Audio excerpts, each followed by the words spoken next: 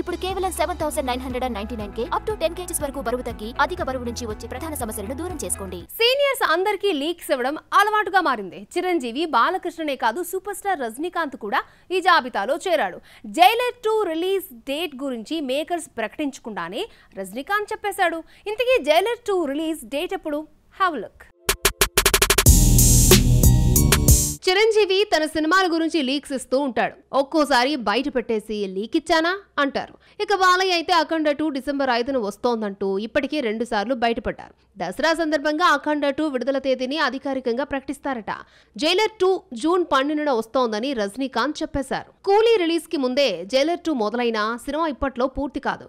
June 12న release అంటే ఇంకా 9 నెలల టైం ఉంది. 2026 సమ్మర్లో వస్తుందని ఎదురుచూస్తున్న సూపర్ స్టార్ ఫ్యాన్స్ కి నిరాశ మిగిలింది.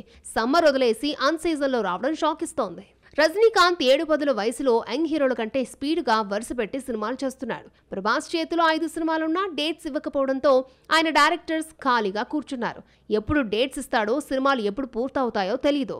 రజనీకాంత్ మాత్రం ఒక మూవీ తర్వాత మరొకటి అనుకున్న టైంలో పూర్తి చేయడం విశేషం. కూలీతో కోలీవుడ్ కూడా 1000 కోట్ల క్లబ్లోకి ఎంట్రీ ఇస్తుంది అనుకుంటే తంబేలా అంచనాలను లోకేష్ తలకిందులు చేసేశాడు.